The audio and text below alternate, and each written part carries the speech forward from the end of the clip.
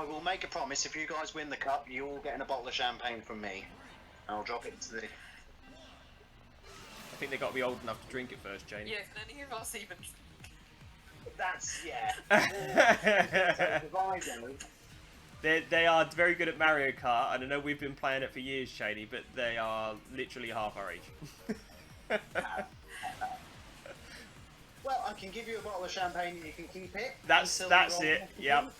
Keep it until you're old enough. Yeah, then it will be aged, won't it? And it'll be worth more. That's right. Yeah. Are you off now, Squid Dude, or have you already gone? Yeah, I've left the game, so... Okay, cool. I'm gonna go now. Yeah, thanks for games. Yeah, thanks for joining, man. Nice to have you. And congratulations on Mario Kart. Looking forward to seeing you in the final. Yeah, come on, boys. Well done. See you later, man. Have a good one. Cheers, buddy. Oh, now I'm gonna get my backside kicked. I don't know. I think since you've warmed up, I haven't been able to catch you. So you're using the mauler as well, aren't you? Yeah, I found the Mueller was the best one. When I unlocked them all, I found it was the best one suited for me. Yeah, I think it's the best car in the game. Even the people who liked this game said that. So might be why. I don't know. I like the look of it. That's why. I'm very very easy with my characters and stuff. If I like the look of them, I'll stick with them. Even if they're bad, I don't care. It's got to look good. You see, I don't really. I'm the same. I'm playing. I've regained Pod Racer for the Nintendo, the old 64. Right. And I'm looking for some of those cars. And to be honest, I'm just playing Anakin. Yeah. Because I just always go for an all-round good all-rounder. And to be honest, I can't really remember anybody else in the game. Another play. Do you know what? I've been trying to catch you this whole race, not realising that you're behind me. Yeah. I've been going like hell for leather, thinking, where is he? I can't find him. This guy's a rocket. And it's like, oh wait, I am in first. I just looked. It's because you're beating me. I just had a thought, Chaney. I've re-recorded this because I really enjoyed our last fast stream, and I've just messed up the sound. So there's a good chance I'll have to do this again because no one can hear anybody. So I really hope that I can pick up what Squid Dude was saying for that whole hour gameplay. If not, it's all on you. We've got to play this for the next, I don't know how long you got, maybe half an hour, maybe whatever. So you've got to make this good, my friend. So I'm done for the day, so you've got me for as long as you need. Okay, well, we'll try and salvage something and have a good stream regardless. Who decided at Windows to make the trash can have a memory size, for heaven's sake? I didn't know that they did. Yeah, if something's too big, I don't know how big is big, but if something's too big, it says, we just want to permanently delete this. Is that okay? But the windows look, the notification windows look identical. So you're like, oh yeah, do you want to go to the trash can, or do you want to delete permanently? Press OK. You know, it's so annoying, but anyway. Do you mean Link to the Past, or do you mean Link's Awakening? Oh god. Because Link's Awakening is the one on the Game Boy that they remastered recently, and Link to the Past is the Super Nintendo one. It's the one with Angrim, and I've just butchered that. It's so it starts in a rainstorm where Zelda wakes you up. Yes. Yeah, that's Link to the Past. Okay. My least favourite Zelda game next to Zelda 2. Nice. Okay. I take back everything I've said about Link's Awakening. Let's change that to very quickly. Link to the Past. Right, I'm with you. Yeah, so everyone really liked that because, like you say, it's very similar to Ocarina of Time. But probably like me, Chaney, you played Ocarina of Time first? Yep. Yeah. So for me, going back to playing Link to the Past is very difficult because you've kind of played the upgrade, in my opinion. Yeah.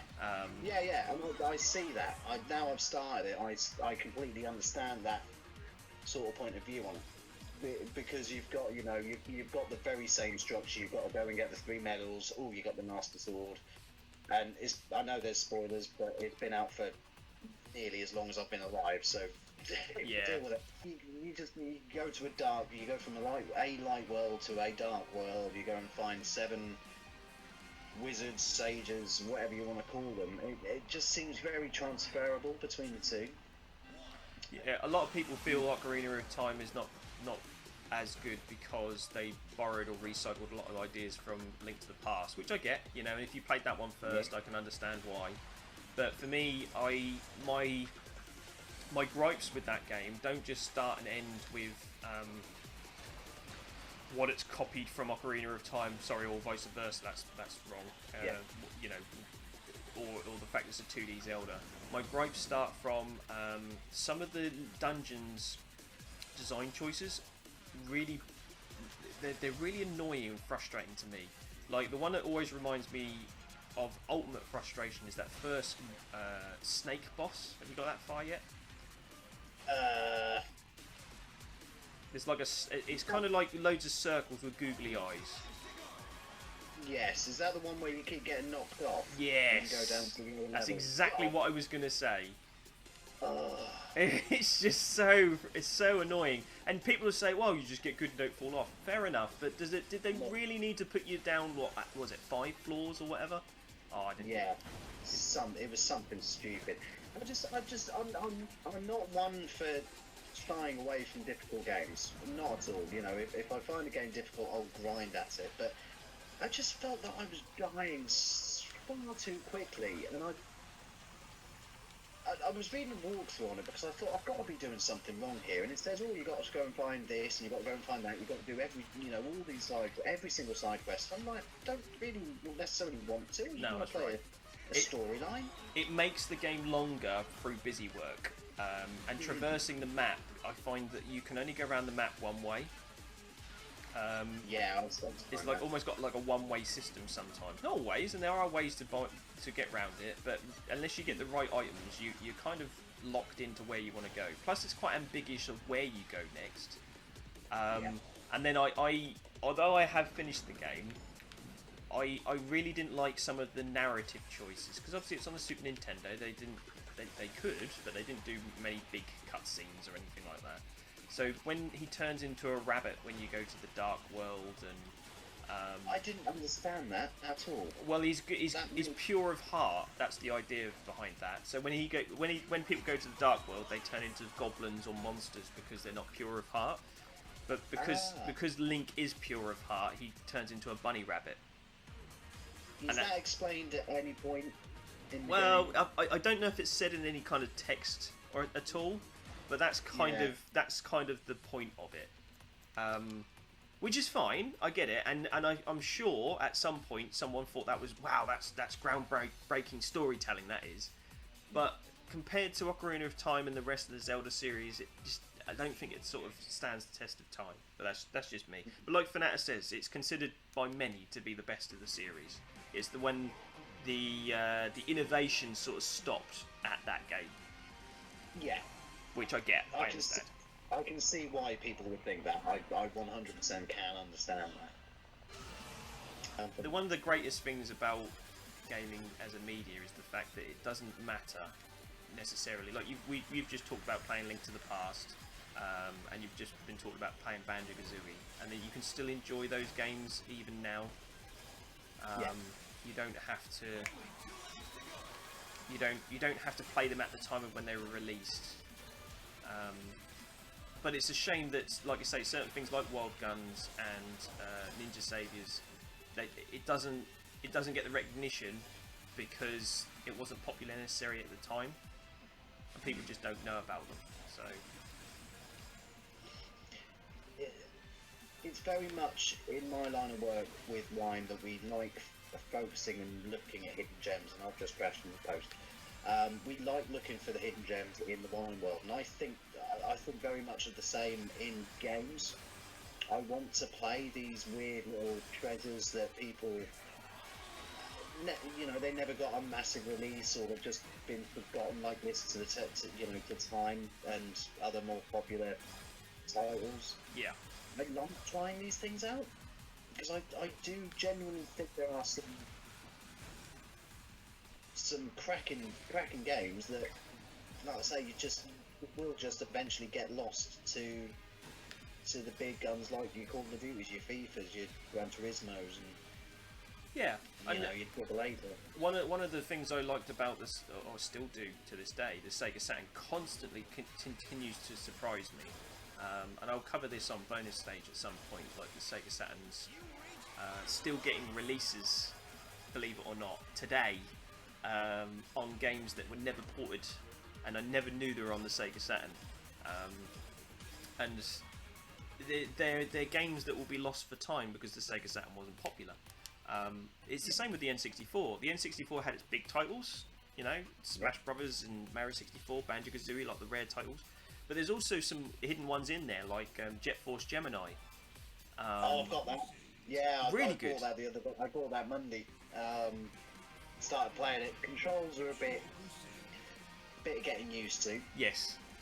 And it is better to play it on the Rare Replay collection, because they reworked the controls. But obviously, if you got it on the N64, then that's all you've got. But I completed that when I actually, because Rare was blowing my mind as a kid. So I was like, any Rare game that came out, I said, Mum, you have to buy me a Rare game. I have to play these Rare games. So I got Jet Force Gemini, I got Conker's Bad Fur Day, you know, pretty much everything they released, except for Blast Corps. I didn't get Blast Corps. I don't know why. I just didn't pick that one up. But Jet Force Gemini, I played it. It was my birthday present. I played it solidly for a year, completed it, and then years later, everyone was like, "This game is good, but my God, is it hard?" And like, you'll never see the ending. I was like, I did this when I was about 17. You know, it was hard, but it wasn't impossible. Oh, you might win this one, Chaney. I've overspent my boost. You and me both. Yeah, it's not going to be enough, though. Oh. This is tense. Yeah, you've got this. Well done. Well played. Cheers, bud. Like, you distracted me with talk of N64, you filthy savage. But yeah, I always had a sweet spot for Rare, because the first game I ever played was a Rare game. When I was like 4 years old, and I had a ZX Spectrum, and you know, my dad was telling me about these, because I always wanted to be a games developer when I was a kid growing up. Yeah. And they got me Jetpack for the ZX Spectrum, which is actually made by Rare. That was one of their first games. Oh wow. And they basically made the ZX Spectrum their console as well. That's how they cut their teeth in the industry. So I was completely upside down and had no idea that I was. Yeah, so I was playing their games before I was playing Nintendo games. So when I was a little older and I was like, look, I got this idea for this game, as all kids do, they all think they got the best idea for a game in the world. I actually sent them a letter with my game ideas on there, and they actually wrote back. Oh wow. Yeah, that was so good of them. They actually wrote back and they said, unfortunately we have a policy here at Rare that we can't take outside ideas for games, so we have to send this back to you undisclosed, but here's some help of how you might want to get into the industry. And they gave me this like 2-page letter, which was so nice of them. They're sort of saying, here's all these different ways you could potentially get into the industry, and we hope that we maybe see you one day at Rare. And it never happened, but so cool of them to do that. Isn't it a little bill with his little old letter? I want to make a game. I sketched some character designs and basically gave them a few paragraphs about what my idea was. And I just I don't know what I was thinking. Like, maybe they're gonna say this game is the greatest thing ever. Let's get this kid down to Manchester and put him on the payroll. But yeah, it's so cool that they actually wrote back to me, and they said you could take up languages and get into the industry that way, or you'll practice programming and start with smaller games like we did on the ZX Spectrum. You know, it was really cool. Really cool. I'm going to say something controversial here, Chaney.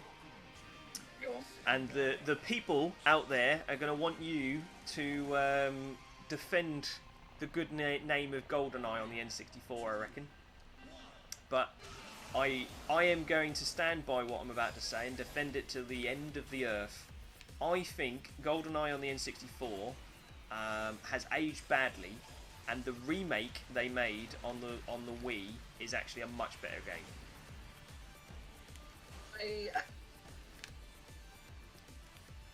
Chaney, people are grinding their teeth. They're going to want you to chew me out. Come on. They are, aren't they? And I never played the remake. On the Oh, Wii, have you not? I Okay. to. Well, there you go. There's your body swerve. You got out of that one, Chaney. Good job. Despite it being, in my personal opinion, one of the best shooters ever made, and it always will be, not just from my nostalgic point of view of getting all my mates round into my bedroom and playing it for hours upon hours. Yep. But also because it's like I say, it's one of the first major games that I played, completed, again spent countless hours doing secret agent, double agent.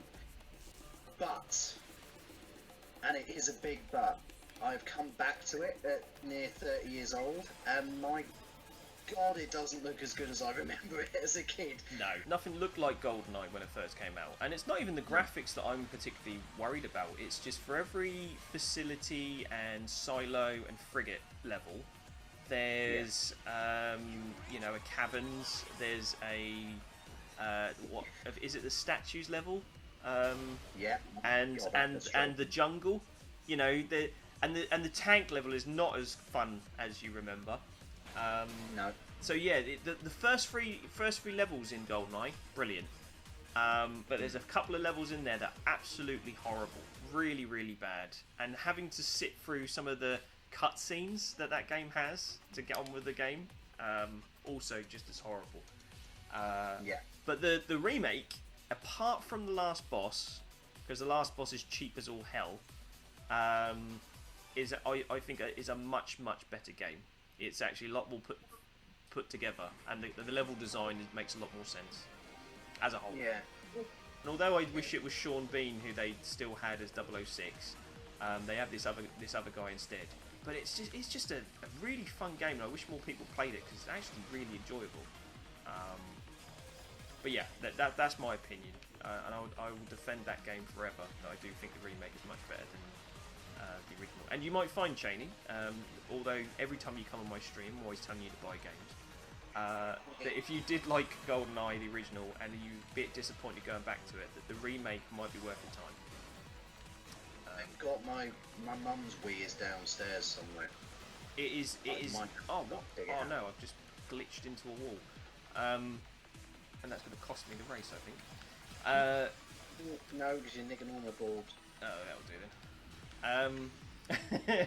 What was I saying? Yeah, you might find that the bits that you missed in GoldenEye, or you know that you weren't there when you revisited it, are actually in this remake, and it's dead cheap. It's dead cheap to pick up, really cheap to pick up. Yeah. Right, I'm going to go grab the dog. I'll be right back. Do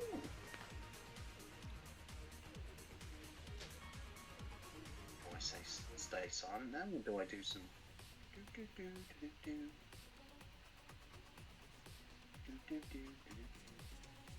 I think I saw Vargas ask me a question about indies. I have thought about making a game, and I don't want to bore people with a project I've been working on for many years. But what actually happened in the end is the idea I had for a game that I raised with Rare. I tried for many years to get it done, get it made. But I found people enjoyed the story more than they did the concept of the game. So you may or may not have heard me talk on several occasions that I've turned it into a book, and I will be launching it very soon. Well, Barbara stole my next question, which was going to be, so what was your indie game all about there, Bill? Well, I'll give you a brief history on that as the questions come up. But basically, when I was 11 years old, which was over 20 years ago, if you're counting, I thought the best thing in the world was Sonic the Hedgehog and Streets of Rage 2. And I wanted Sonic the Hedgehog to be in Streets of Rage, but his own world. So I mapped out this whole thing where you basically played every zone in Sonic 1, 2 and 3, but in a Streets of Rage style Sonic game. Then my mum said one day, do you know what would be really good is if you made your own characters and made it your own game, because you put so much effort into this, and now everyone's just going to go, well, that's not a Sonic game, what are you doing? So I did. I felt after Streets of Rage was done, there was more you could do with that genre, and it never happened. And that was kind of what my game was going to be. But if you ask me now, and I only got a chance to make one game with my franchise, I would say the only game I would ever want to make was Raging Destiny, which is the name of my franchises, versus Street Fighter. That would make me die a very happy man.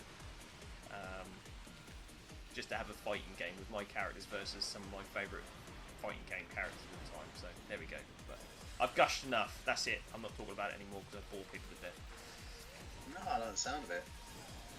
So when the book's out, please. When yeah, well, absolutely. When the book's out, and you know, whether you hate it and you rip it to shreds, or whether you love the book and you think it's really, really good, I want to hear all about it, because I've been working on this project since I was 11 years old, and the book is finally going to come out, hopefully this year.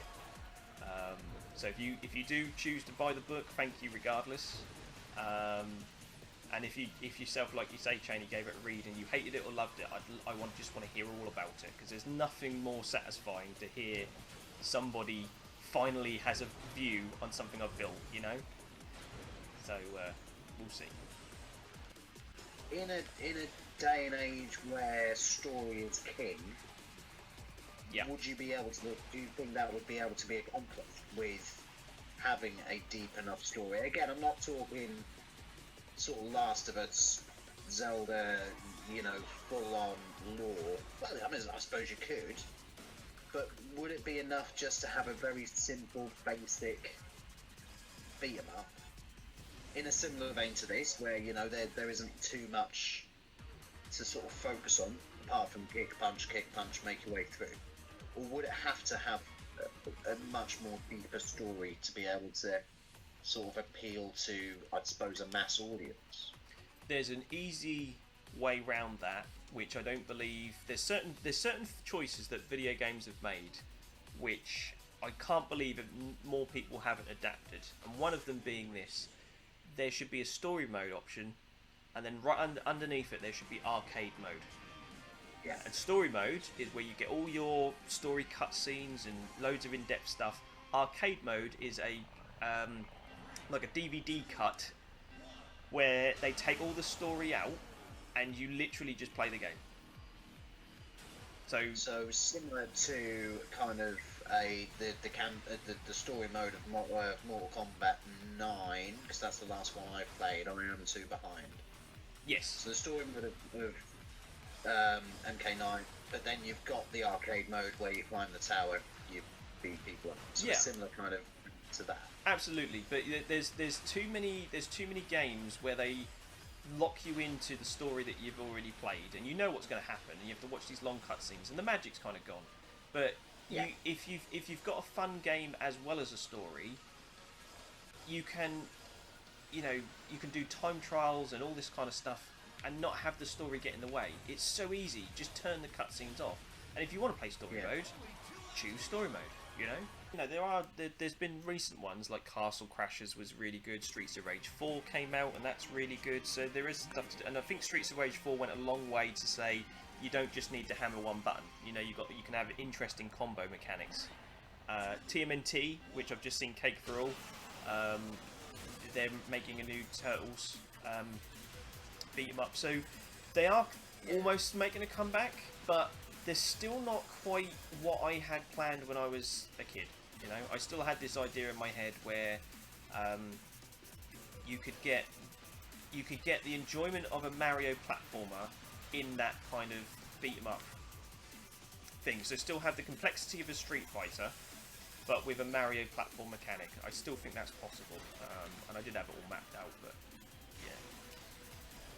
So maybe that's it. Maybe that's where we can tap into a niche market.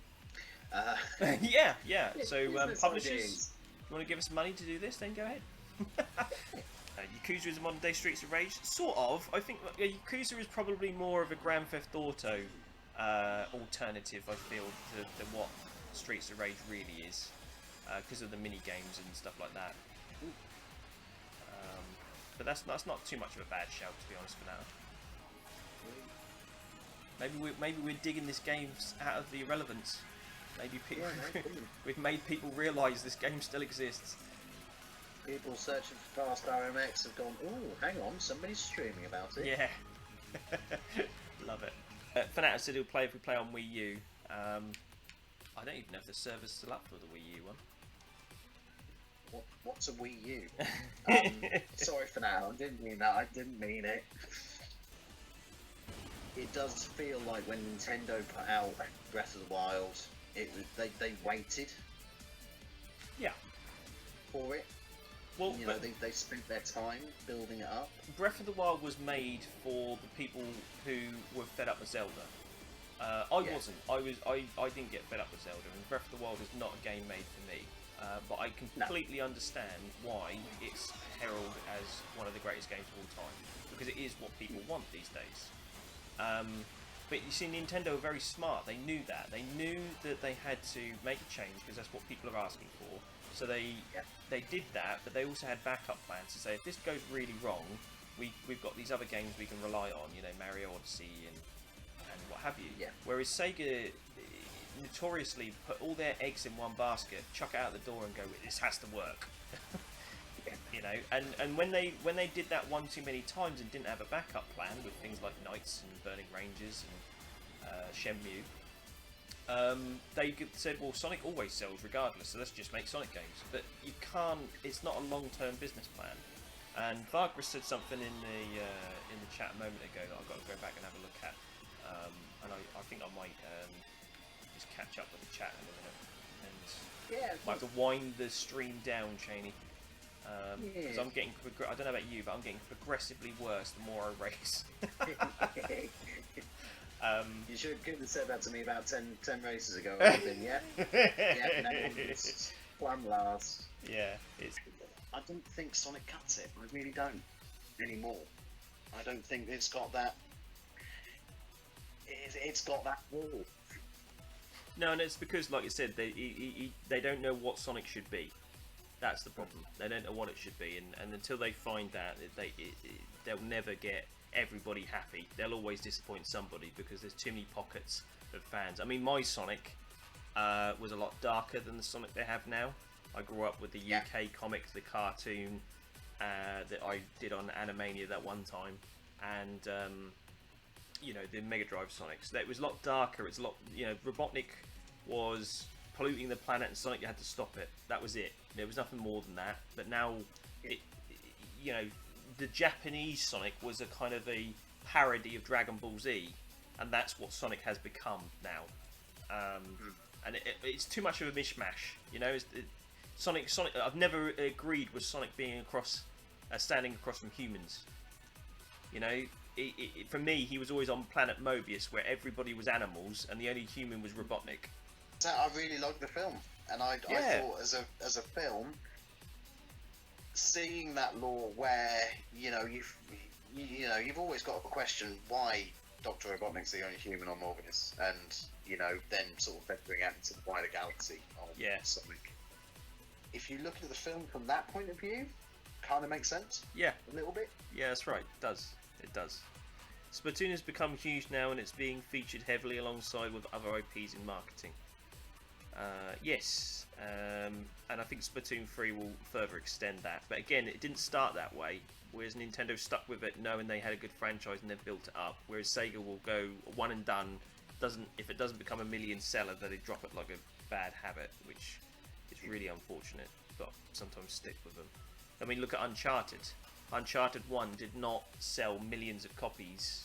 Well, it sold well, but it didn't sell millions and millions of copies on its first go. Whereas you argue now that Uncharted is probably one of Sony's biggest franchises, you know, or was. Yeah. Because they stuck with it. I think you say earlier as well, Vargas, I do like what they're doing now, which is outsourcing their games, their IPs to other companies for them to make the game. You know, Streets of Rage 4, Panzer Dragoon, you got House of the Dead on the way. That's really exciting for me, and I hope they do more of it. Alex Kidd, I put my pre-order for Alex Kidd. I'm looking forward to that. I'd like to see some of those old classics come back. Alex Kidd, Altered Beast. I'd like to see a new gen Altered Beast remake. I played the PlayStation 2 version. Oh yeah. And it was all right, but it wasn't the Mega Drive for Altered Beast. And I think again that's a game that they could they could quite easily make a new version of, and people would lap it up. People would enjoy it. Yeah, I think you've got to stay. You've got to keep it true to what the game used to be, or at least have its foot down, in its original roots. I think I haven't played Altered Beast on PS2, but from what I understand, it's just a generic 3D hack and slash with the Altered Beast skin over the top of it, and it's not really the same story or world or anything. It's very, very kind of different. A bit what Capcom did with Bionic Commando. And I think Sega do that constantly. Whenever they relaunch something, they forget what made it popular to begin with, and lose it. I mean, Shinobi. Shinobi used to be massive, and it's on there every time they do Mega Drive Collection. Shinobi's right at the forefront. Yet nobody's done anything with it for over 10 years. Why? No. Crazy. Vargas, again, you make an excellent point, and I think I've said something similar in the past on a different stream. Sega have so many franchises that they could just put a new genre into it and it would bring it back to life. Shinobi as a Metroidvania, wow! Cool. What a concept! Can't believe I didn't think of it. Well done, Vargas. If you made Shinobi as a Metroidvania, ninja style Metroidvania game, fantastic. Sign me up. I'll buy 4 copies. 9, 8, 7, 6, 5.